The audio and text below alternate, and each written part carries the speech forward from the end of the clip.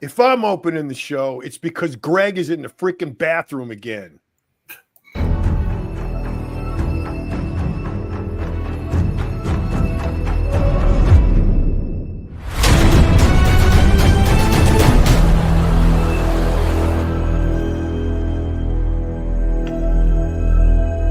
I created Species Nutrition with one mission in mind: to provide bodybuilders and serious athletes with no-nonsense supplements that work. I put my name and reputation on every bottle of Species Nutrition products. If you want to be your absolute best, join the evolution. I haven't seen the sun in a fucking week and a half. Look! It just came out! Look at that! I love it!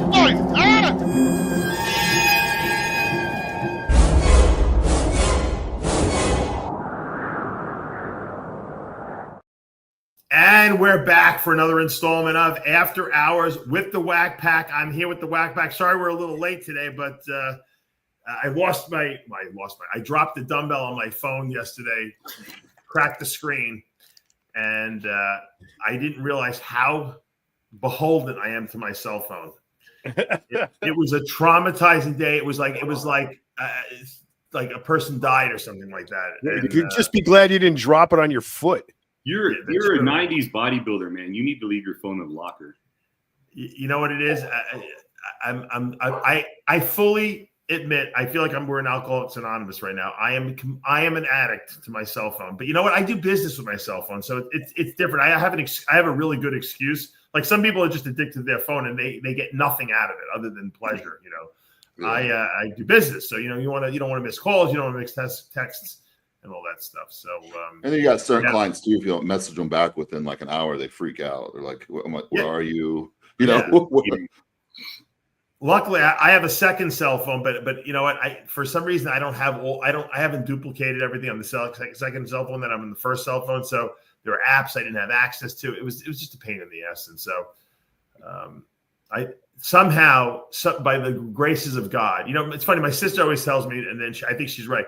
When stuff happens like during your day that kind of short circuits or makes you take a detour from your normal, you know, everyday routine, there's usually a reason for that. It's like someone's protecting you. Maybe if you would have gone the normal route, you would have gotten into a car accident or something like that, or something terrible would have happened. So I have to believe there was a higher consciousness that was directing me away from my normal routine yesterday.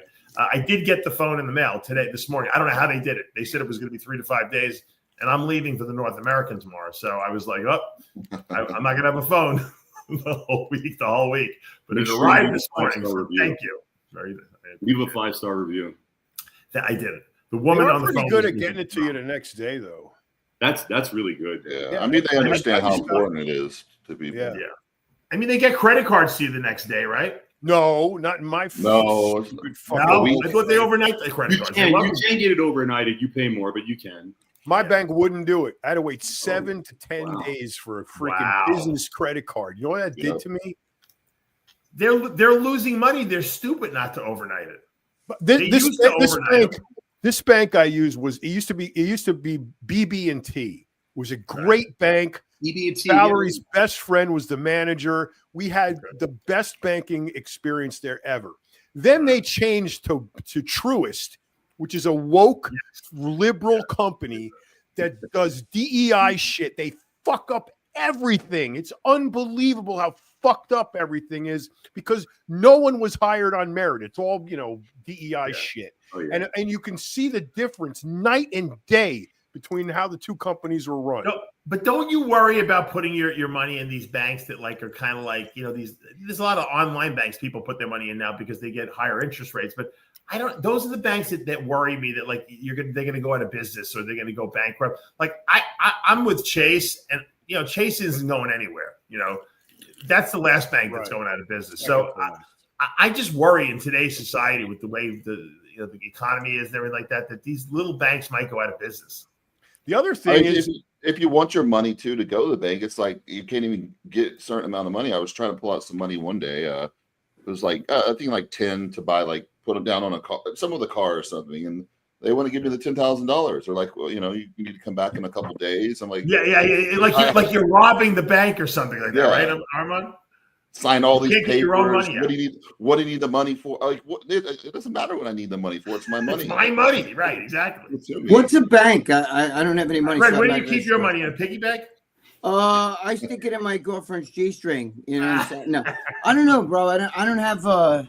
My girlfriend bought a black dildo the other day. I told her, dude, that is not going up my ass. So don't even fucking think about that. But you're a racist. That's why. What is that? Not white with anything. It's too big. You put a white one up there, but not a black one. It's too big. The big black one. He didn't mention the big part. You got to do some more enemas. Oh, dude, if I do any more enemas, is the electric one that you turn it on and it wiggles all over the place and does shit and goes in and out and stuff. I wish she had. Hakeem's on command for you. She's too cheap. I wish she had one of those. Well, Greg, I'm sure she found it at a garage sale or on the curb somewhere. So. Holy shit! She might have found. I gotta smell it. See if she found it at a garage sale. Dude, how would you know by the smell? How do you expect one of those? Smells like a garage.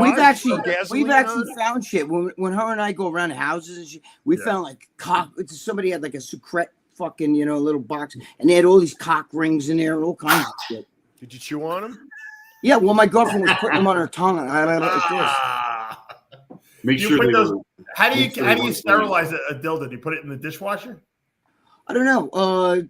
I put it in her ass. That's like a dishwasher. No, but you know what's funny? I'm sorry. Now, like sorry to report to you that's if you come over my house, instead of like when you come to eat on the table, we use those cock rings as napkin holders. So like when you get a nice napkin and shit, it's a cock ring. In the drain board by his sink, he's got like dildos drying. What's funny is that he had to get a box of cock rings in order to get napkins. That's true. Yeah, John, you got me on that one, brother. You got me on that one. I'm Italian. We usually use our sleeve, right?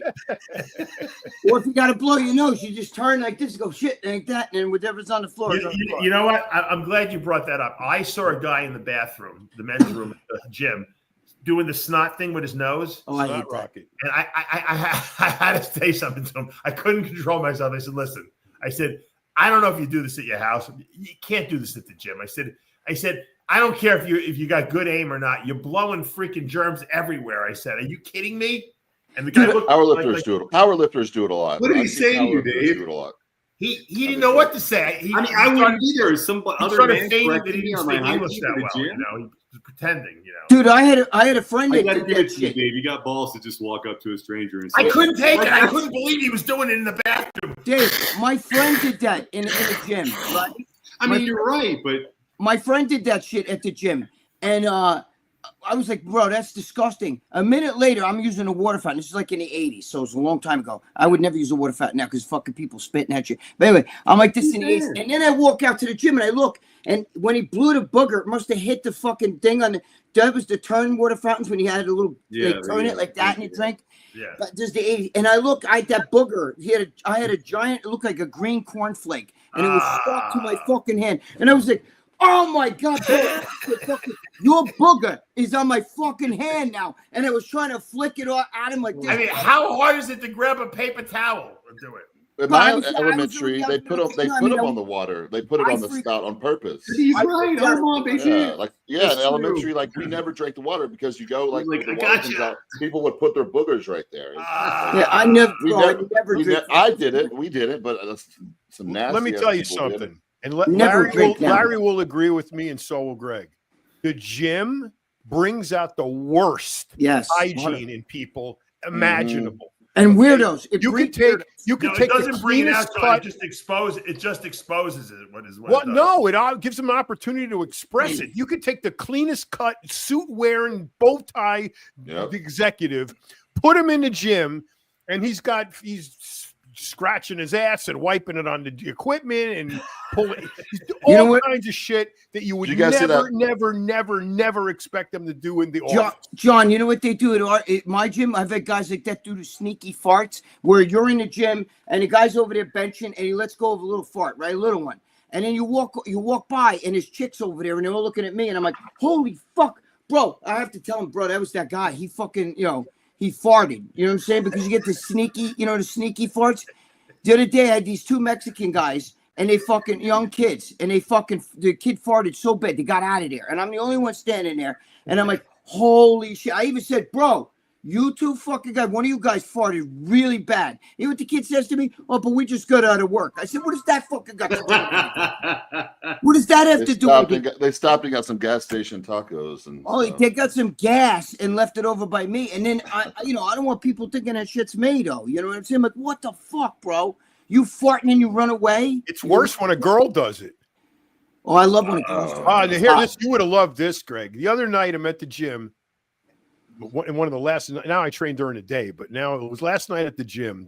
One of the last nights, I walked past the women's room door, and as I'm walking past, the door opens and this chick walks out who's like, thinks she's a bodybuilder, and the wind from the door opening blew this cloud into my face that was like green. I almost gagged. It was so bad. And she just like walks out, walks away like nothing happened. Yeah, but John, I work at an Anytime Fitness, and the way they have it set up is you have your own little bathrooms, right? And there's 4, and they're right next to the cardio. And when you walk in, you walk past them. This side's the bathrooms, This side's the cardio. And when somebody takes a bad shit, everybody on the treadmills are like, oh, fuck, close that door. I mean, it's like, holy shit, it's that bad. Well, but when you see a girl that's like kind of, dressed nice, kind of cute, walks out of the bathroom, and you kind of like normally just glance her away. But that's what. But when you glance her away and that blast from the door fucking hits you, it's like, wow. Dude, that's why obviously that was from her, right? Would you have felt better if she said, "Excuse me"? No, how so? I would have felt better if she said, "Fuck, Amin was in there before me. It wasn't me." That's why last week when I was saying something like Ariana Grande, you can't picture that taking a bad shit. You know what I'm saying? A little tiny ass like that and a cute little Italian face she's got. Bro, there's no way. The problem is some girls wait like a week to go to the bathroom. They wait like 4 or 5 days to go to the bathroom. And that's why usually strippers usually did that. I used to have a lot of girl stripper friends. I never dated anyone, but they would take the nastiest dumps because they'd wait like 3 or 4 days to take one, and it would be like so bad. It festers in there. I was bouncing at this club in Marina Del Rey a long time ago in the 80s, and the bouncers had to do the last walk through the club after it closed and make sure everybody was gone. Go through the bathrooms and make sure there's nobody in there. We go into my buddy that I worked with goes into the girls' room. He goes, "John, come here. You got to see this." There was a fucking log in the toilet. Oh yeah. This fucking log. Oh my god! And there was like no toilet paper; it was just the log. Oh wow! Right in the women's, and like she was probably so fucking proud of that thing that she changed stalls to wipe her ass so she could leave that one right there. It was purposeful. It was at least a foot long. It was unbelievable. Oh yeah, they're known for unbelievable. That wasn't flushing. I saw one of those in Cole's gym, and I ran down, told the guy downstairs. It wasn't Ken Kuhn. It wasn't him. He wasn't working that day. Who usually normally used to work Cole's gym. And the guy was like, "Oh, we got a lot of gay guys. That's why that." And I actually believed him. I'm like, "Oh yeah, it must be that because they're assholes over." But bro, I used to work in a shop when I was like 16 years old, right? That in a movie theater. And when when the chicks would drive me crazy and they were worse than the men, right? They would leave it was dirty and everything. So you know what I used to do? I used to go in there and throw bleach because I used to I was like the porter. So I used to fucking throw bleach on the floor and go in there and throw ammonia on it. And it would like let off a steam. You know what I'm saying? And the fucking, my manager used to freak out. What the fuck's going on? People complaining they can't go in the bathroom. I was like, I cleaned it. I don't know. And it's because I used to throw bleach and fucking ammonia in there. I think that can kill you. I think that creates like chlorine gas or something like that. Isn't that? It's true. I used to date Shopwell in like 1976. I used to work there and shit. It was ammonia, chlorinated hydrides or something like that. That's a fucking. If that was I think it lets off a toxic gas or something. Our if I remember my organic chemistry. Me would have been throwing like fucking Ibogaine all over the floor. Of course, that would solve everything. If you mix Clorox and ammonia, you get mustard gas. You die. That's what I just said. Yeah.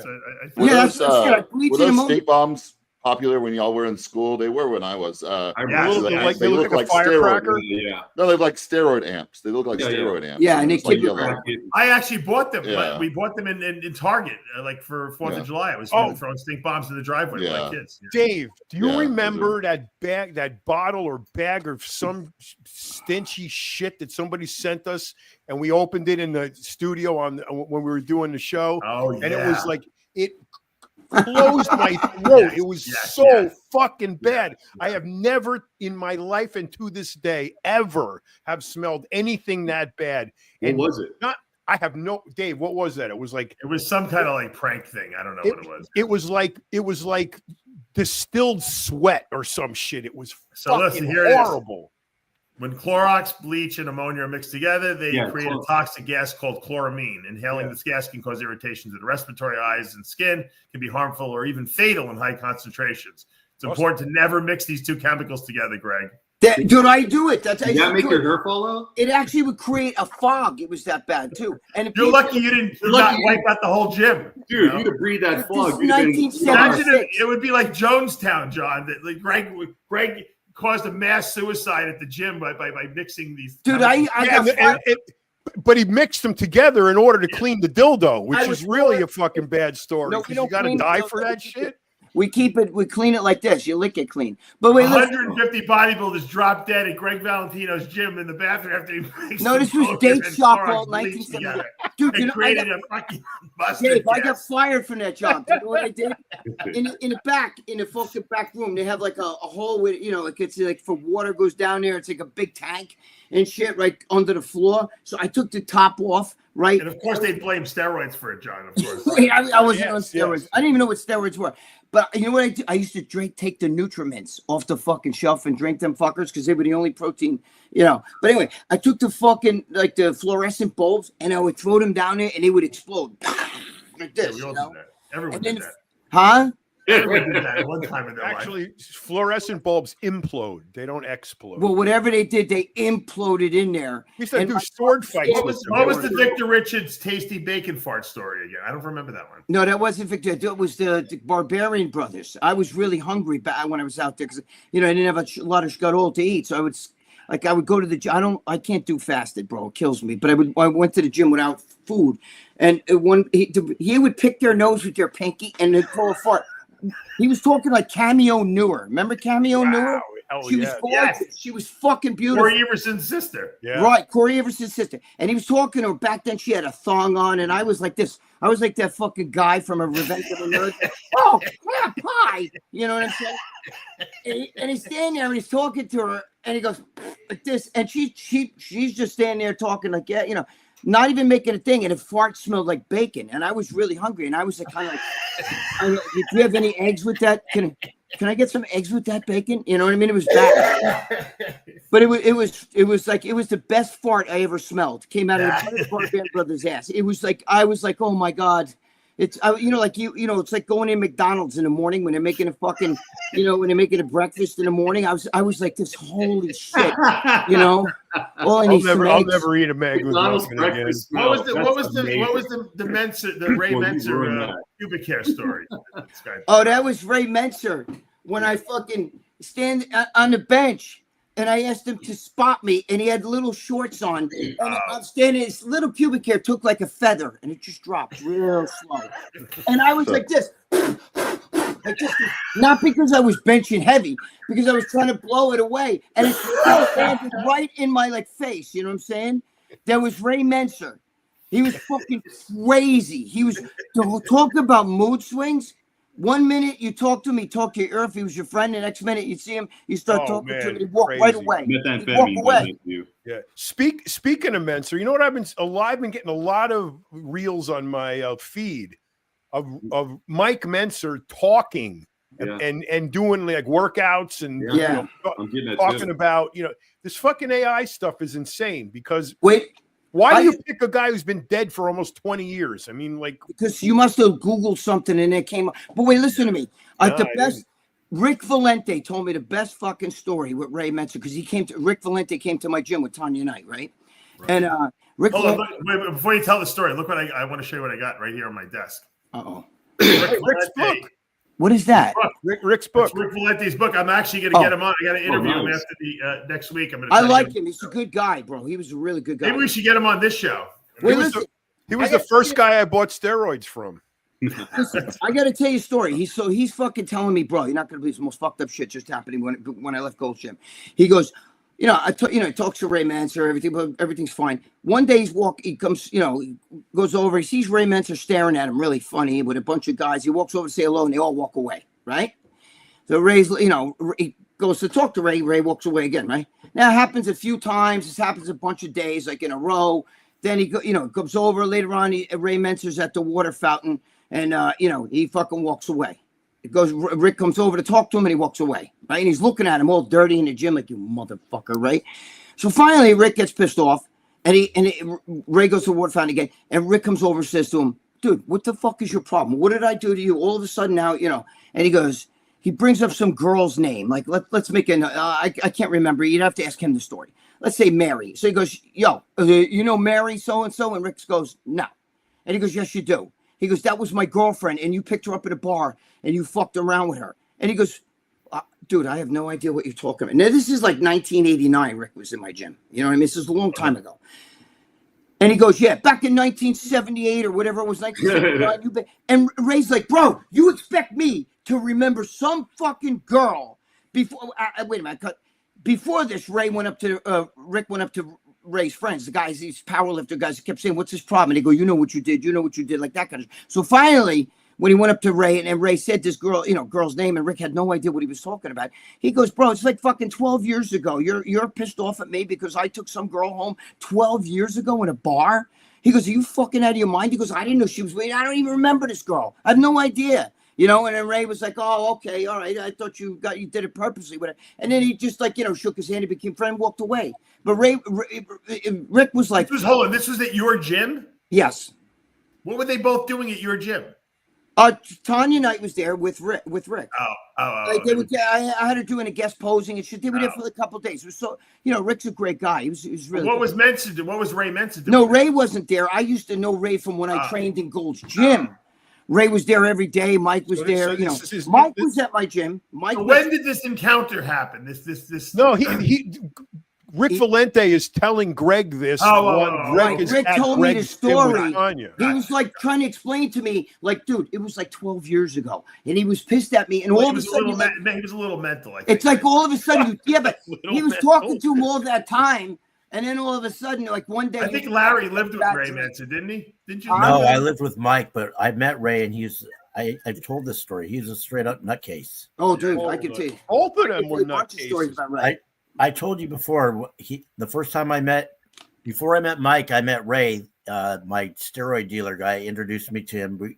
He took me to a gym to train with him, and I was just a kid. I was like 18 years old. No, maybe 19, and Ray says to me, he said, you think you know something about training? You don't know shit. I hadn't even said a word. I'm like, okay. This guy's like almost 300 pounds with 20 something inch arms. Yeah. So we're training and I'm not even saying a word. And he puts his arm in the mirror and he says to me, you know what this is? And I'm like, what? He goes, that's a muscle fiber. I'm like, okay. I'm like, this guy's a fucking lunatic. You should have said that's a bunch of muscle fibers, you fucking momo. No, dude, he was fucking crazy. He was fucking crazy. My friend Dave Onions. He's saying this to a teenager. You get that though? Yeah, dude, and he's huge. He was much bigger than Mike. He's a bigger guy, right? Big, and but then I met Mike like a week later, and Mike was totally opposite, totally chill, friendly, nothing like Ray at all. Mike was Mike was up and down all the time. Mike was moody too, but in a different way. The thing about it is they were both fucking nuts, but you kind of gave Mike a discount because he was famous. He was Mr. Because he was a great bodybuilder. He was a great bodybuilder. His brother was like kind of like an also ran. So you recognize the lunacy of the brother. Mike was equally as nuts, but he could hide it behind, training, the fact that he was Mr. Universe, blah, blah, blah. But Mike didn't have an attitude. No, Mike was very chill. Well, No, he was always when cool. that one guy stole his girlfriend and he went after him with a sword, that was kind of. He sat in my gym and told me, "What the fuck are you doing?" Because I do the John DeFinnis Intensity or Insanity. That was my guy, Johnny D. And I do lots of sets, and he's like, "You're not growing because you take." I was like, "Dude, I don't want to even hear that shit." He sat there because he was with my friend Alex. He was up. Well, he was in low volume guy, Greg. Yeah, but I'm saying he sat there and he just watched me, and then he'd go outside and smoke a cigarette out in front of the gym. You know what I'm saying? He was brutal. He was brutal. I mean, he used to drive around in a car with fucking vodka in the trunk and shit like that. He was nuts. I think that he was a self-medicator, it seems like, right? Because I mean, Larry said he used meth, and then he would drink alcohol. What bodybuilder's not a self-medicator though? We're all self-medicators, aren't we? Yeah, to a degree, not to that degree though. I mean, come on. Yeah, Greg, you don't even drink alcohol. You don't do any drugs. No, but I never saw him drink. Just he liked his amphetamines. No, he drank. No, he drank. Maybe that was later. No, he's talking about Ray or Mike. Wait, there's a guy who's a big fan. Joe, what's your name, Dave? There's a guy who's a big fan of this show, Jacob Anderson. Jacob. You've seen his name, Jacob Anderson. Anyway, he hired Mike to train him. And he was telling me, bro, he had fucking so many cases of vodka. He would pull out vodka and all kinds of shit out of his trunk. He goes, he was drunk constantly. And he was drunk when he was at my gym, too. He was with Alex Abay. You remember Alex, who was with Bob Gruskin. Remember Bob Gruskin? Yeah. Those two. He was with him. He would stay at Alex's house. So Alex was one of my best friends. He would come to the gym, and Mike would sit there. Just sit there. He didn't train. He would just watch everybody working out, And he looked like shit, too. Was this after he had? Oh yeah, way after. This was early 90, maybe 91, 90, 89, 90, something like that. So that was like right before Bill Phillips kind of regenerated or brought back Menser with the training. Remember, Mike was really down and out, and then Bill Phillips put him in Muscle Media 2000 and made him really popular. And then Flex Magazine ran some stuff with his hardcore training, high intensity training. And then Dorian, and then he became super popular, and he was doing like phone consults, like running people's credit cards. I think Dorian made him really. Dorian's what really brought him back. He was doing really well financially for a while. Blackman hired him. Oh, he did. Oh, that's right. Yeah, I was working with him. I remember we went to the Olympia together, and we were talking about Ronnie Coleman, and he was describing Ronnie Coleman's body as a brain, like convoluted, because he had so much muscle that he was like convoluted. All right, John, here's the question. How many of his columns did you have to write? Well, let's just say I went through them. How many? Did he write his own columns? Yeah, no, he wrote his own columns, but you had to go through them. You had to read them first. Was it like Greg writing a column? No. Different.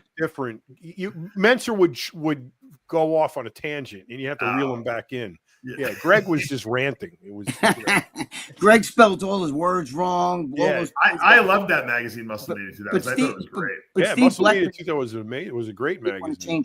Yeah, that was fucking. That was. You know that when Bill Phillips sold EAS, the supplement company, to whatever that drug company, I don't know, it was Abbott or something like that. Yeah. Remember he sold it for like $350 million. He sold Muscle Media 2000, the magazine, and the supplement company, EAS. Did you know that they just dumped the magazine?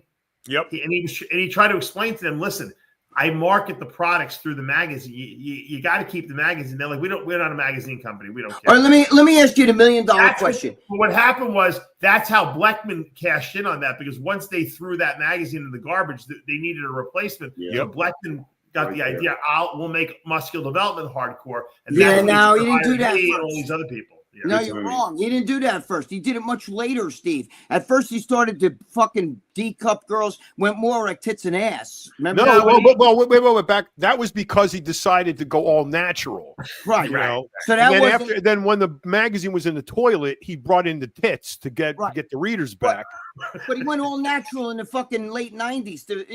That Phillips. Muscle Media was still around then. No, we went natural like early mid-90s. Yeah, Muscle Media was still around when they went. Yeah, right, let me ask you. Let me see if you, John, or Larry know the $1 million question. Because I had to throw Larry in this because I know he knows a lot of shit too. Who wrote the column Dr. X? Do you guys know that shit? Remember the Bodybuilder X. Bodybuilder X. Did he really die? Remember, he was writing this might be my last. I thought it was dying of AIDS. I thought it was Nasser. No, it was the guy who died of AIDS. Or he was AIDS. I think he was a guy. It was a doctor who had AIDS, and he would had experiment. AIDS. Yeah, it was. He would write about all the steroids he took. He tried all these protocols on himself because he thought he could beat AIDS and all that. You remember that shit? Well, you don't know who it was, huh? You know what the interesting thing was? After that, they started really prescribing steroids for AIDS. If you remember, they were giving like testosterone, or they were giving anadrols.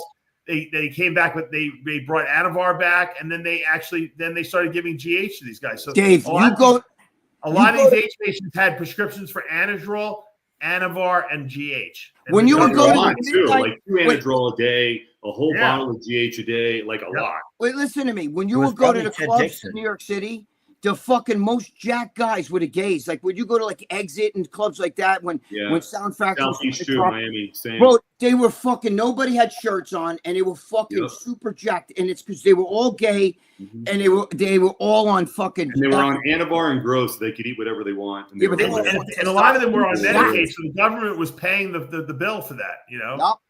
Can you imagine if bodybuilders got the government to pay for their steroid cycles? It would never happen in a million years. But these guys had such a strong lobby that they got it approved. They somehow disease. We've been working for 30 years to get steroids legalized. These guys did it in like 2 weeks. Because they're gay. Yeah, but you know, they're gay. We need anabolics and GH. Okay, fine. Not only will we give you that, we'll give you 4 kits of Serostim, 126 IUs times 4 a month. Crazy. And we'll pay for it for you. Yeah, then my guy got 20 a month. My guy got 20 a month. 20 a month. Those vials were 18 IUs each, and the prescription was 4 to 6. One a day. It was one a day. Yeah, you were supposed to mix up the 18 IUs a day, pull out 6, and throw the rest. Throw the rest away. That's what they used to say. And let's not forget that Syntex made a sub company called Unimed just so they could keep Anadrol 50, the same Anadrol 50 that we used to get, the 2902s. Yeah, Unimed was making that. Dave, you know who lobbied also to get rid of make steroids the class that they're in? Your buddy Arnold over there. No. Yes. No. It was Joe Biden. Don't you remember they said, yes, they did. Don't you remember that he was saying that he did it because they wanted to stop Haney from breaking his record because it was back in like That's bullshit. Right? I don't know. He was George Bush's senior. He was his fucking fitness dude, and he was like, steroids are bad and all this other bullshit. Yeah, I remember him saying that. He said that because he was running for Oh, I mean, screw your freedoms. Yeah, screw your freedoms, Greg. Screw your freedoms, I mean. When I was taking them, they were legal. They were never legal. That's his argument. They were legal. I know. They weren't controlled substances. They were never legal. He's full of shit. No, they were regular prescription items like penicillin, and then they got scheduled in 1990. Yeah, because they John, you don't remember. You don't remember trying to say that he lobbied because he didn't want fucking Haney to break it. I'm not saying that's why he really did do it, but he was on the whole anti-steroid thing. You remember that, right? Well, he was on the anti-drug thing. Thank you. In early 2000, I got 100 kits of Serostim a week for over a year, and all from the. My friend was a bouncer at the gay clubs in Hollywood. And he would bring them to me, and I sold them all to Anti-Aging Doctor every single week for a year. That's crazy. Yeah, that's crazy. That's great. That's fucking awesome. And they use the money to buy party drugs, right? Recreational stuff like ecstasy. I don't know, but he'd bring me 100 kits every single week. Wow. And I think I paid like $100 for them. I sold them to the Anti-Aging Doctor for like $200 or $300. And that's when growth hormone clinics were like everywhere, like TRT. Yeah, but not for nothing though. That stopped AIDS dead in its tracks because back then guys got AIDS and a month or two later they were dead. True. Yeah, they were dead in its tracks. Yeah. What is GHB still a thing? Yes, it is. Is it really? No. I don't think people really have access. I got the best. It's a controlled one substance. All my friends that party, all my younger friends that party, none of them even know what it is. They just do mollies. No. Do they still make the kit that you can make it at home? No, I don't know. They don't know anything about it. They don't even know what it is. One substance now. Yeah. It's actually have a prescription version of it you can get. Don't you remember they sold category is They sold that Schedule 1. Yeah. What was it called, Armand? Xyrem. Yeah, Xyrem, my podiatrist prescribed it to me, and then I was getting it prescribed. They would. Your podiatrist? How did he rationalize that? I was just friends with my podiatrist. He said, "Yeah, okay." And so I eventually got a call.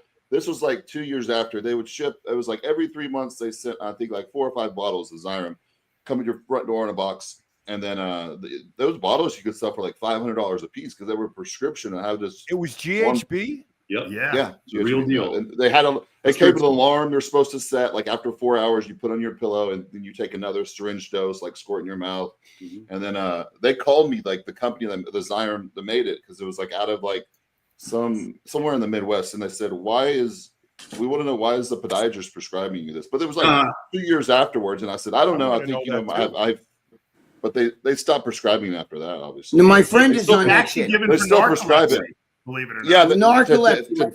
Wasn't it a schedule? Because they were asking what do I use it for, and I was like, well, he's a foot doctor. He can't prescribe it for narcolepsy, but it's to regulate your daytime sleepiness.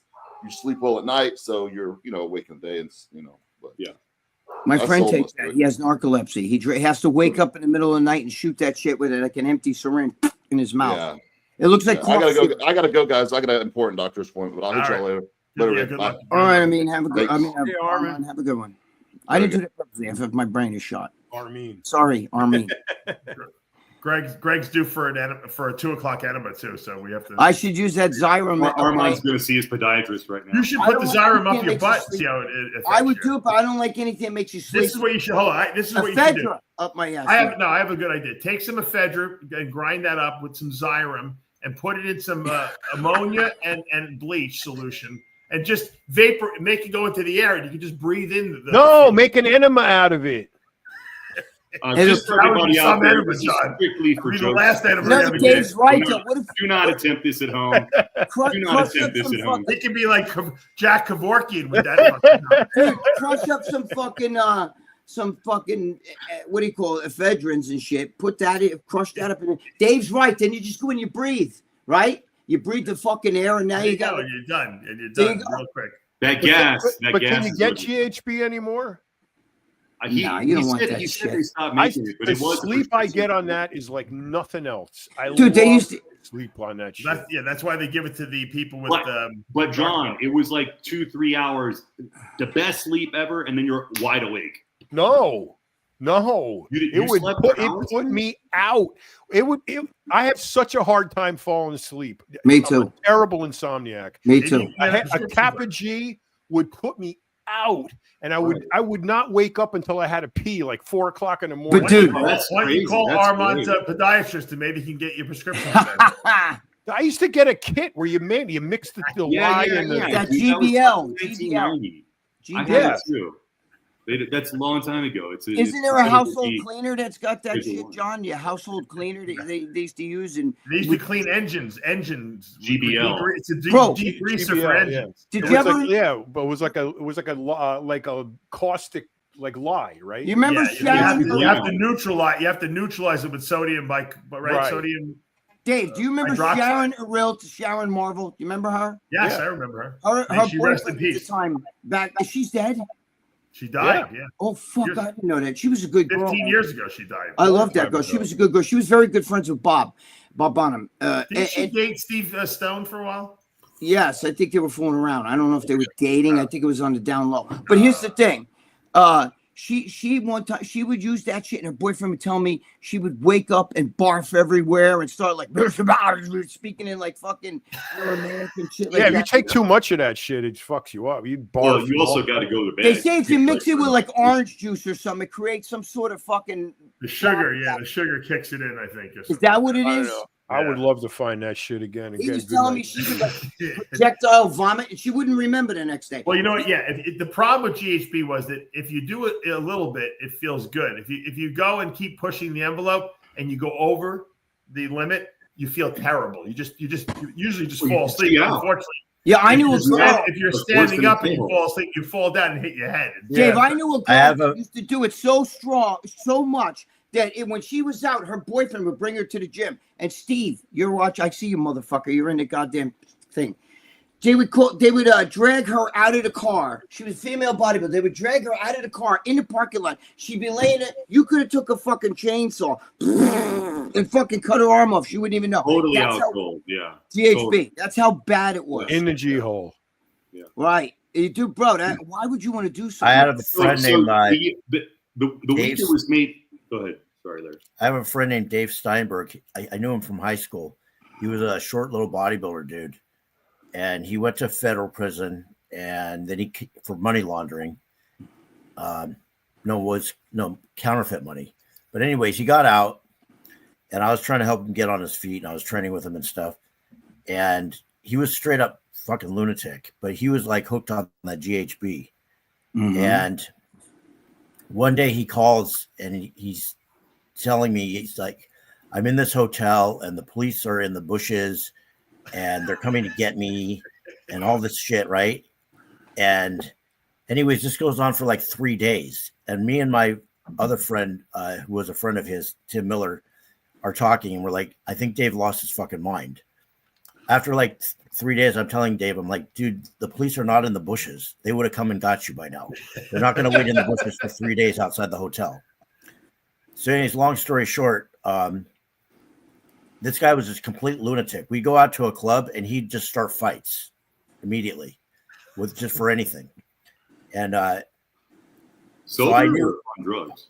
I knew that I had to get away from him, because I mentioned to him, I said, well, one time we're in the gym, and I don't know, something happened, and he was like challenging me to a fight. And I'm like, dude, I'm way bigger than you. I'd fucking sit on you. And he goes, I will get you. And I knew what he meant by that. Like, I'll stab you or some shit when you're not looking. And anyways, I had a conflict with some guy that I was working with, and I'm working like at a corporate job. And I said to him, me and this guy don't get along. He's like, let's kill him. And I'm like, no, Dave, you can't just kill him. Like, everybody knows me and him don't like each other. I'd be the first person they'd go to. And he's looking at me like, what are you, pussy or something? Anyways, the guy got into some kind of problem and some drug deal. He ended up murdering the guy up in the hills. Wow. And then he murdered his roommate who was there with him, because he thought his roommate might tell on him. Oh, shit. You're lucky you weren't there, Larry. Both of the bodies in plastic bags and stuffed in trash bags, and stuffed him in a storage thing in Van Nuys in his girlfriend's storage unit. Oh, God. And just left him there. And she went, and it got so stinky from the dead bodies. When she opened it, she called the cops.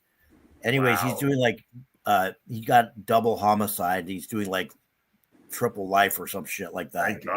I know a kid who did something similar. Completely nuts. And in high school. GHB was what main thing he was taking. Wow. I know a kid that cops were staking out the house in Florida, and they were all drug addicts, and same thing. He killed his roommate, and he wrapped him up in a fucking carpet, and he's dragging him outside and shit. And the fucking cops are like, holy fuck, like they were watching the house for drug dealing shit, right? And they catch him murdering his fucking roommate and dragging him outside. He went to prison for that. He's still in prison now, and that was like 20 years ago. But I'm just saying that when you're on those drugs like that, you don't even know what you do. Like, like he believed like the roommate was like the Antichrist and like like a demon and shit. Like their brains snap. I don't think the GHB does that, but it certainly doesn't help if you have a demented brain. Well, he was doing drugs. Did you remember my friend Gary Pineda? Did you know him, Greg? That sounds familiar. Gary lived in Manhattan. He competed. He was a bodybuilder. And he used to meet us every Friday or Saturday night when we would go for sushi on 2nd Avenue in Manhattan. This was like the first sushi all-you-can-eat place. And he loved GHB too. He would compete. And I might have told this story before. He would go to prejudge, and he'd be sipping GHB the whole time, and he would always go over the limit, and he would pass out like at the show, and he would wind up in the emergency room, like somewhere like in the city, because we'd always compete in the city because he lived there. And then he'd be back at the night show because when GHB wears off, you feel good, you get it's like you got a good nap in, and he'd be back. I'm like, Gary, weren't you just in the emergency room? He's like, yeah, I checked myself out. He goes, I'm fine. And this happened like 3 to 4 times. I mean, I said, Gary, maybe you should stop with the GHB. He goes, no, I just went over the limit a little bit too much. I said, yeah, but you're doing it all the time. I said, this is dangerous. Dan Duchesne had this girlfriend who did GHB and Nubain together.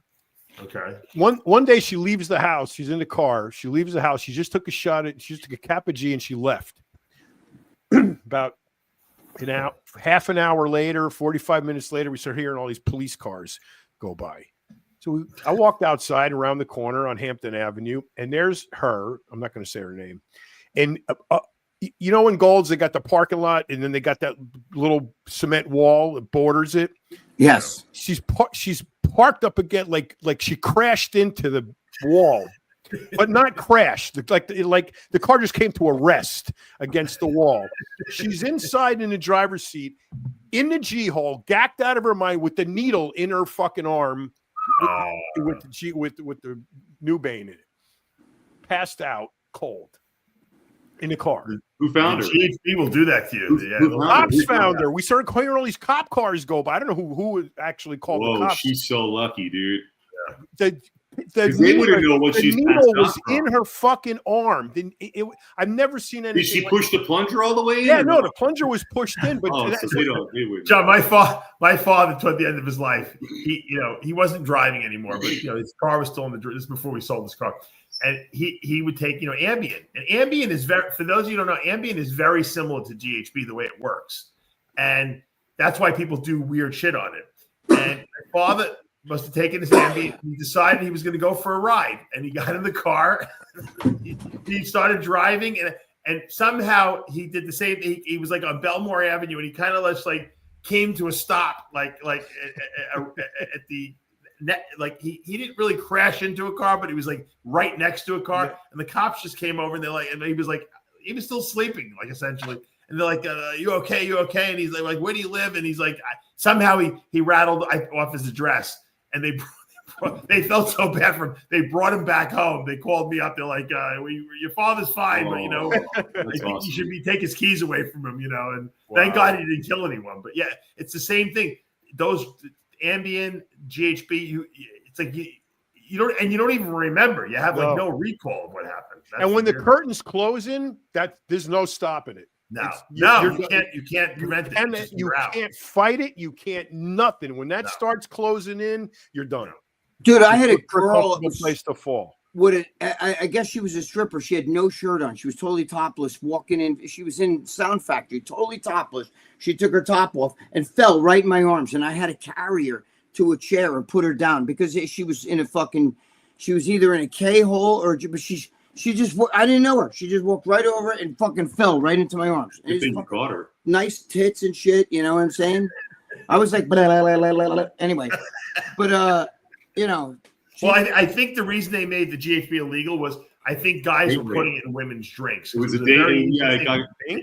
They would pour it into women's drinks at bars, and then they would, they sold it in GNC with that little Coke spoon. Kids who were doing it, and that was like the date rape thing that they were doing. They sold in GNC. It had tiny. No, they were using Rufinol for that too, but they were also using GHB. GHB was easier because it was a liquid, and that's why people were doing it. No, it was powder. Remember when they first got killed? It was liquid.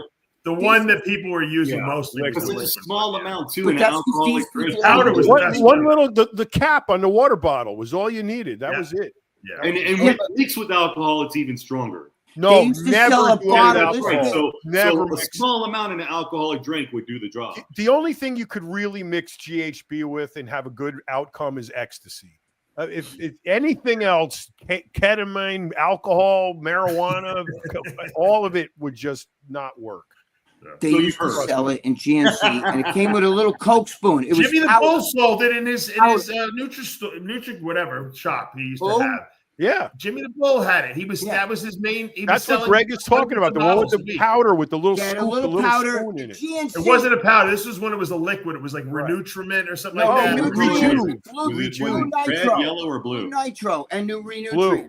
They had a few different versions of it. Yeah, Blue Nitro and the Verve was blue. Remember the Verve? It wasn't. I thought it was Rejuve. Verve, No, it was Renutrient.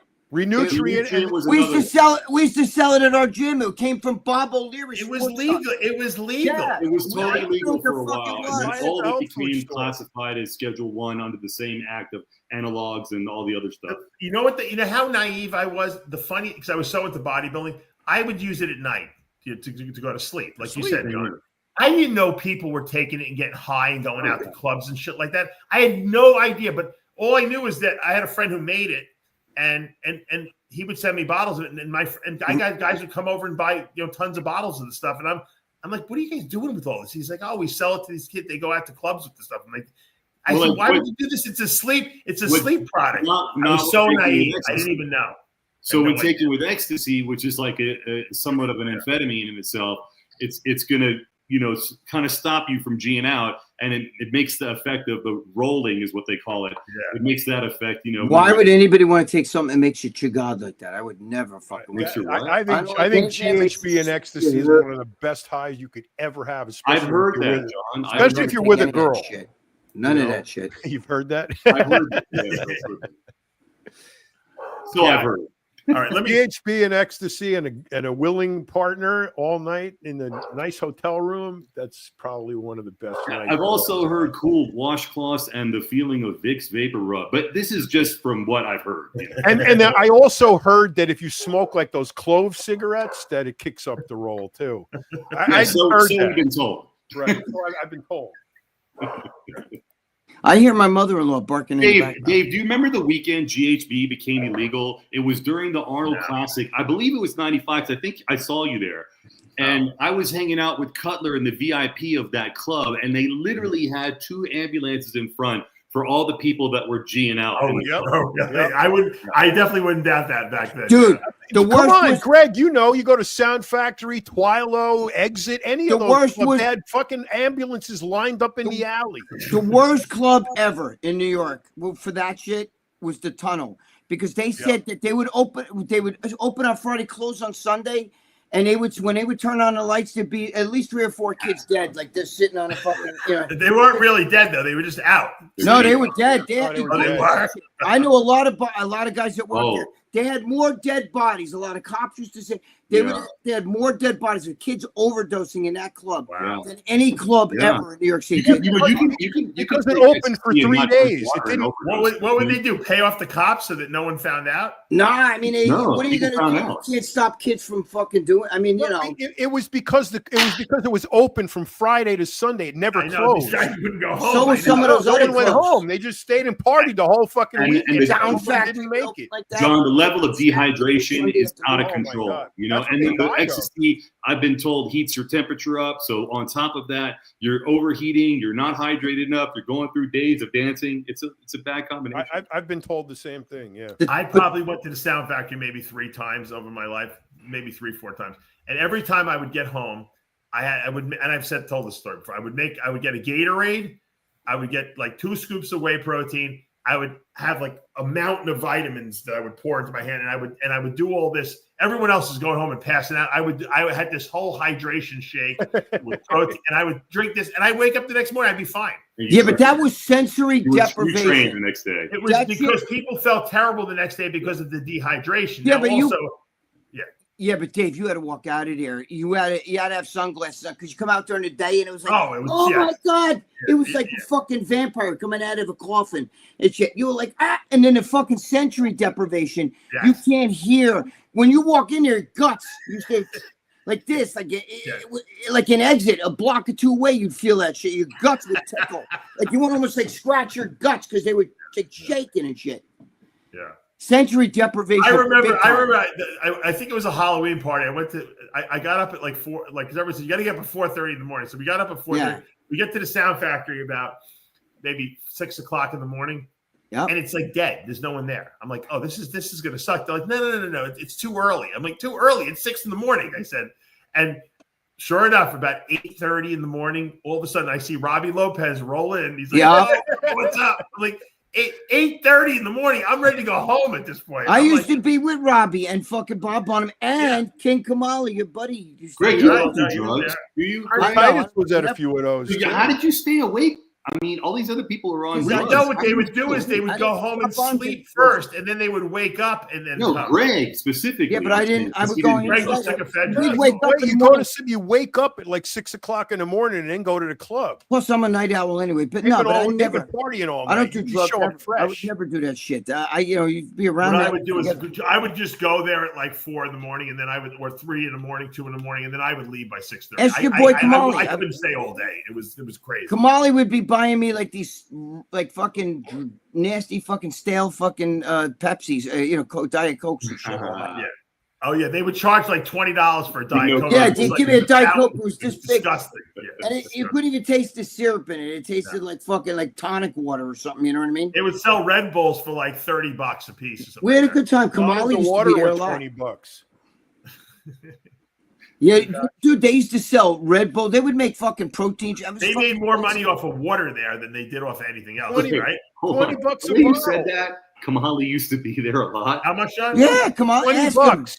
Just say, dude, $20 come on. bottle for these water. Stories of the tranny. Is this where it's all about this place? Yeah, he was with this girl. Kept coming up to him, talking with him.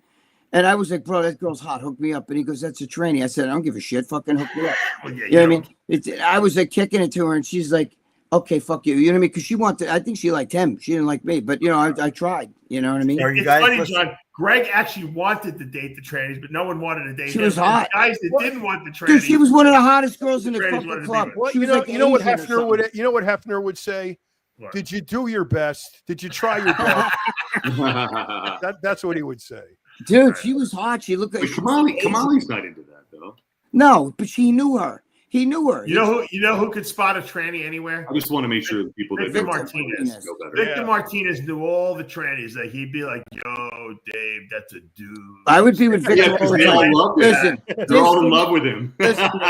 This one did not look like that. You would never know. Ask Kamali; he'll tell you. Victor wouldn't go with it. He knew who everyone. He knew the gender of every person in that sound factory. Dude, Victor was a chick magnet. Girls love Victor Martinez. Oh, they did. Everybody, he's cool. Everyone likes him. You know what he's saying? Victor not only looked good, but Victor looked good in clothes. Most bodybuilders try to look like fucking refrigerators walking in there, all baggy shit and stuff. Not him. Victor looked good even in clothes. He was like GQ, and the chicks all liked him. They all love Victor. By the way, Lee Priest had had some cancer removed from his face, some skin cancer. Oh, that's my boy Lee. Wait, is he serious? Yeah, he had some. Did the tattoos have anything to do with that? No. He had some skin cancer. They had a That's like it was the shoelaces. He said the picture of it he sent me looked like his penis after the Caverject experience. So I'm not going to put it up, but it was pretty nasty. Wait, where they took it out? Well, they had to take the margins out, but it was a pretty big chunk they removed. Wow. So he lost some depth to his. Like there's going to be a hole there. I don't exactly. Lee, where exactly was the skin cancer removed from? He said it was on his hip. I think it was on his side of him. Yeah, but they you're not going to see it. It'll be a little scar probably, I'm sure. Oh. But the problem is with skin cancers that what they have to do is it's called the Mohs procedure. What they do is they remove it, but then they test the margins to see if there's it had spread. And if it is, they go back in and then they cut more out and then they test the margins again until they know they have it all. And then they close you up. So. I want to see what that shit looked like before. Where did he have it? I never heard of it on the hip. Usually guys get it like on their face. He's lucky he found it because usually you don't find it on you see it on your face. It's easy. But was it a big blotch? Chris Aceto had a melanoma on his. He had a mole on his like lat for like his whole life, and all of a sudden it turned. And it started looking weird, and he was getting symptoms, and that's when he went in and he found out he had melanoma. He almost died from that. What was the symptoms? The whole time it was, or did it turn into that? It turned, but he didn't know, and it just was looking weird. And what were the symptoms, though? You said he had symptoms. He felt terrible. It was because he had spread. I mean, he literally almost died. He had to do interferon every day for a year. Many of you know what interferon boosts your immune system, and it makes you feel like you have the flu every single day. He had to do it. Thank God he's alive. I was lucky. I think Lee was making it up. I think he just wanted to get liposuction and a tummy tuck. No, he pretended he had skin cancer. So are you guys listening to this whole feud between Bob Ciccarello and that's okay? I'm glad you brought it up. And Phil Clayhar and the Muscle Discord guy Matt. Yeah, so just and now for those of you, just Larry, explain what's been going on. they're petitioning for Bob to sign a petition for Bob to get removed from his commentator position. It's just nuts. Well, this is what happened. Just for let's just go over it real quick. So what happened was, Phil Clahard did the Masters Olympia against Dorian Haywood. Dorian Haywood won the Masters Olympia, but after prejudging, Phil was ahead, and then somehow Dorian, after the finals, he got a higher score and he won the show. Well, so he was Phil, in first and fifth. Phil right? felt, I used to do Phil's diet for him years ago. He's a good guy, but I think he felt that they rigged the show against him, like that he should have won, and that mathematically it wasn't possible, but it was mathematically possible. I looked at the scores. So he had a big, to do about, he felt like someone made a phone call and said that he shouldn't win the show. And I do like Phil and his girlfriend. I think it's his wife, but I don't think that anyone cared enough, to be honest with you, about the Masters Olympia that they were going to make a phone call to fix the show. And I just know that's not Jim Mannion style. He doesn't give a shit. It wasn't. There's no way the show was rigged. But I'm sure Phil and his friends who saw him there, felt that he deserved to win, and that after prejudging, I can understand why if you're in the lead after prejudging and then you don't win the show, you can be upset about it. But it's bodybuilding. And Bob Chickarillo, Greg, shut up for a second. So Bob Chick did a big video about how no one's rigging the show, and he tried to explain how the show was judged and everything like that. Bob should have just kept his mouth shut. That's really what it amounted to. It made the situation worse because then it brought attention to it, and all the trolls jumped in, like this Muscle Discord guy jumped in, and Christian Dookie jumped in, and and all these guys are now piling on the anti-NPC IFBB rhetoric. And so now there's a huge thing out there that this should never have been turned into, because the truth is, I don't think anyone gave a shit who won that show, to be honest with you, because there was no big names in it. I'm sure Dorian's very happy that he won, and I'm sure Phil's not because he lost. But at the end of the day, it's not a show of any relevance in the sense that anyone's going to go to any great measures to fix it. Now, I'd like to get your guys' opinion on this. This is one interesting story, man. How about we'll take you out of the conversation. All right, we'll take Greg out. We'll take Greg out until there was only one suspicious thing, and that's Steve Weinberger. After when he did his little wrap-up commentary, he said Phil fell apart at the night show. Mm-hmm. And the weird thing is, okay, the prejudging and the night show were 3 hours apart, and in the photos and in the videos that we see, he looks pretty much the same. So why? I'll tell you this: the video and the videos and the photos are horrendous. So I can't tell. No, there's better ones that are put out now, not the shit that they showed online. They have some more clear stuff. You know what? I found out. You never judge a show from videos. Are these night show or prejudging? This is night show. I'm not sure. It's not sure. But they have side by sides of the prejudging and night show. Of these two, he doesn't look any different. No. Yeah. And he doesn't, but Dorian looked way better. I thought Dorian somehow improved. I don't. He in my estimation, I think Phil is a better bodybuilder, but I think Dorian has he won it from the back as far as I'm concerned. He's got better glutes, hamstrings in the back than Phil does. Phil looks better from the front and sides. And at the end of the day, when it's close, the back sometimes is what dictates it.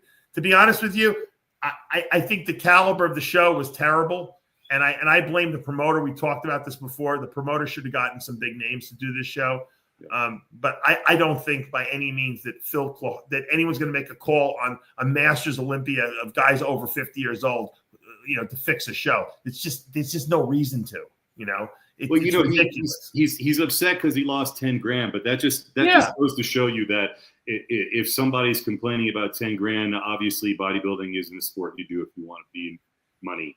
It's not a sport for people that want to make money. He has better legs from the front, Dorian. Like I said, I think Phil is a better overall bodybuilder, but I think Phil's legs look like they were down a little in size from what I've seen in the past. And look, the guy's 50. I wish I looked like he did, that good at my age, but I don't, but I don't have a problem with Dorian winning this. I think that Dorian's more complete here, and that's all there is to it. And I love Phil. Like I said, I've coached him before. He's a great guy. I think he's upset that he lost, and I'm sure he's got a bunch of friends that are jumping on the bandwagon telling him he got screwed. And that's just the way it is. But I can't see them fixing a show. I was going to say that. There's no reason to. There's nothing to gain by doing it. You fix shows. I also don't see what Phil has to gain by, making a bigger deal out of it than it really is. Well, he's upset. He thinks I know that, but it's not going to get him. It's not going to get him. He's talking about suing the IFBB and all this. For what? It's a fucking subjectively judged show. You can pick anyone. Yeah. I mean, what do you think, Larry? I've heard both sides of the story, and to the pictures, I think it could have gone either way. So I don't know what the big hope is about. Exactly. It was close. But I don't know why Steve said he fell apart between prejudging and the night show. He could have just said that Dorian was better. I think they had to justify the difference between prejudging him being first. Well, he obviously felt that Dorian got better and that Phil was not as good as he was at the prejudging. What was Dorian's He's place from New York. We tend to use very strong adjectives. Okay, when he said he fell apart, he means that he didn't look like he did at the prejudging. And Steve was there in the front row. Everyone who's arguing this case against Steve and the judging and what was done. No one was there. It was in fucking Japan, okay? No one was there. The video sucks. You can't really tell. You cannot judge a show from your TV at home, okay? Or from your computer or from your iPhone. You got to be there in the front, especially when it's close. Because a lot of guys felt that Derek Lunsford shouldn't have won Pittsburgh over Nick Walker. I was there in the front row, and I can tell you it was close, but Derek deserved to win.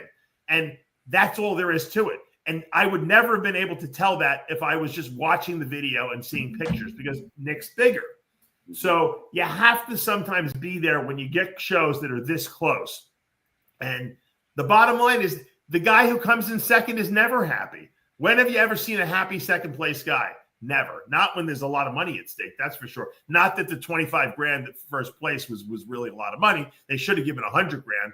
It's an Olympia title, for God's sakes. But that's why the lineup wasn't that deep, because no one was going to fly themselves to Japan, put himself in a hotel, pay for all that food and expenses to win 25 grand, which after taxes is probably what, John? 15? You're doing it because you want the title. It's not about it shouldn't be about the money, because it's not. It should always be about the money. It's a fucking pro show. Well, that's the point, though. But they don't give enough that it really matters. Why do you think Brandon wasn't there or William Bonac? Because they're not going to go there to lose money. But I don't think they're offering enough money, like you said. Yeah. At least fly these guys in if you're gonna only give away 25 grand, because you got to lose half that in taxes. It's expensive to go to Japan. And John, when you do an international show, they probably take the tax money right out, right? Because otherwise they'll never get paid. You don't even get it. You got to fill out a W-4 before you compete, and then they take the taxes out. Basically, I do care about the money, because that's what these guys compete for. They're risking their life and their health, okay, for a sport that they better get paid for. Otherwise, there's no justification for it. When you compete as an amateur, you do it for a trophy. But when you do it as a pro, you're doing it to make money. And that's why Phil's upset, because he lost 10 grand. I don't blame him. I'd be upset too. But do I think there's a fix-in? No, I don't think there was a fix-in. Well, a lot of people just have a problem. They have a problem with losing. I see this no matter what the circumstances is. If they don't win, it's fixed. It was somebody's fault. The coach's fault, the judge's fault. It's always some bullshit. And I see it, even people that are like in third call out are saying that they're, something happened wrong. They can't just look in the mirror and say, I just wasn't that great. Yeah. But you see this a lot. We've been seeing it forever. Look, but I lost to Chris Cook at the 2003 USA. Chris was not hard enough. No. Did he have a better structure than me? Yeah. Absolutely. He had a very nice structure, but he was not hard enough. I should have won. I probably would have got a pro card there. But you know what? At the end of the day, I was upset. Of course I was, but I didn't go around saying I got fucked. And saying that the fix was in. I said it was a bad decision in my mind. And you know what? The funny thing is, this is really ironic. JM had come up to me, JM Mannion, who's Jim Mannion's son. His son Tyler, who now is the vice president of IFBB and NPC, was like a teenager then, and he was at the show, and Tyler said, "I thought Dave should have won." So I mean, there was no fix. It was just is what it is. That was it worked out. I lost the show, and you know what? I went back and I competed again after that. It's part of bodybuilding. It happens all the time when it's close. Some judges like one physique better than another. I don't know why. Something obviously changed from the pre-judging to the night show that made people say, "You know what? I think Dorian's a little better. We're going to go with." But him. There is some situations that this is real where there's politics involved. There just is. Right, but not at this show. I competed in a Venice Beach show. No, I know. Listen, I competed in a Venice Beach show 2 days after doing the Cal. And I was over depleted at the Cal. And then I gained back like 15 pounds by Monday for the Memorial Day show. And I was way more shredded and much bigger than everybody on the stage. And the judges were arguing, and one of the judges was the big black guy. Shit, I can't think of his name, with the braids. But anyways, I'm standing there listening to them argue with him, and he's telling them that they have to give it to me, and they didn't want to. Right. Like while they're making the decision. You know what I'm going to say, Larry? On a local level, you see a lot of more politics involved because they're local judges that are friends with the people in the show, which sucks. It shouldn't be that way. There's way more politics on the local level. When you get to the national level, where the guys like Steve Weinberger and Tyler and all the top guys are judging, that goes out the window because they can't get away with that. So there's no local favorites. You know what I mean? Everyone has to judge as if this is the Olympia. So you see better decisions, believe it or not, at national pro qualifiers and at the pro shows than you do at these local regional issues. Now, sometimes when you have like these pro shows where there's like 6 shows on the same weekend and you have maybe you're like in Louisiana someplace and you get this little local judging panel that's actually judging a pro show, sometimes you do get some politics in those shows because, once again, you don't have the national judges there that you normally have because they're dispersed every place else. But I've seen over the last, since Mannion took over from Wayne D'Amelia in what was it, about 20 years ago, the judging decisions at the high pro level have been, I would say, 98 to 99% accurate, with a couple of questionable ones in there, but not a lot. With the scorecards. Look, not a lot. In all the decades I've been doing this, the judging has improved drastically from what it was. Like back in the 80s and 90s, it was total shit. Yeah. I mean, you had like, the whole. I think Tyler made a big deal. Well, Wayne and Weeder were fixing shows left and right, so we know that. Well, in all of this time, there's only one show I ever heard of where there's a difference between politics and actually physically changing the scores. And with respect to actually changing the scores, I've only heard of that one time. 91 Miss Olympia. Yeah, and that was Joe Weeder. Other than that, Joe Weeder. Joe Weeder physically changed the score. So Bev was ahead, Linda was behind. Somehow Linda came out ahead at the end of the night show when the posing routine didn't count. So but other than that, politics is supposition. You can say, well, it sounds like this, it looks like that, but you got to have a smoking gun. And as far as I'm concerned, I mean, the 80 Olympia, when Arnold showed up out of nowhere, was that 85? 80. He showed up out of nowhere in South Africa, and then he won the show. That was politics. There was no actual physical changing of the score. The only time that actually happened that I know of was the 91 Miss Olympia. Well, there's been questionable calls when Jay Cutler lost the first one to Ronnie. Sure. He was ahead after prejudging. There's been a few other ones. Victor Martinez should have beaten Jay that one year, 2007. But those are all supposition based on, just got no proof. But the actual proof that something actually happened where the scores were changed, like I said, the only time I know that really happened was 91 Miss Olympia. Like I said, I think when Weeder had it, it was way more political because it was like whoever was on Weeder's payroll and his good list. Yeah. But now I don't think the judges have. I mean, they have no vested interest in any particular athlete to fix it in one way or another. Right. There's no need. There's no reason. There's no. Yeah, I don't think no benefit. Weinberger doesn't gain anything. No. From one winning over another. Nope. I'm just. Someone wants to join our show. I don't know if I'm going to let him on. No, I got to get going. It's getting late. Yeah, we got it. But they're still making. They're making. I can't believe they haven't given it up. It's already been like 3 weeks, and they're still ranting and raging. And because you know why these troll-like guys and these people have these Instagram accounts that thrive on controversy. Love it. They love the controversy because it gets them views on their Instagram page. And that's why they're doing it. They may not even agree with it, but they don't care. They like to stir the shit up a little bit because they know that it's getting views. I mean, to call for Bob to be dismissed as the Olympia MC is ridiculous. You might not like his MCing. That's a different story, but he's allowed to give his fucking opinion. If you don't like his opinion, don't listen to his channel. To be honest with you, like I said earlier, I think Bob made a big mistake trying to justify and kiss the judges' asses that how they judge, because he doesn't have to do that. These guys have been doing this a long time. Well, he's the athletes rep, remember? He's the self-anointed athletes rep. But the point is that I think he made it worse. Had he not said anything, this would have gone away, and no one would have even been talking about it right now. But because he stirred up this whole thing and looked like an ass kiss, which he didn't have to. He didn't have to do that. He did not have to do that. He should have just said nothing.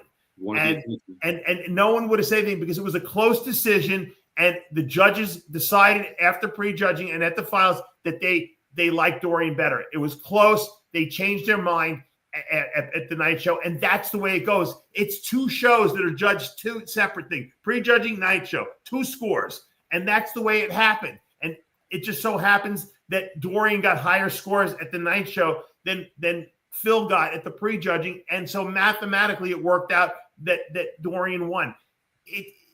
No one gives a shit about this show. The only reason they do is because people are giving life to it, and Bob actually added fuel to the fire unnecessarily. Which hopefully is pathetic. Go away.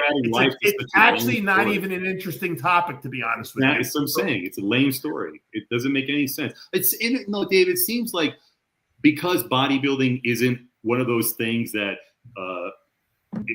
people get to do, like, it's boring, and then you get something like this and they want to milk it for all it's worth. But you know what? It was more exciting when we were talking about Victor versus Jay, when Victor should have beat Jay that one year. It was real close.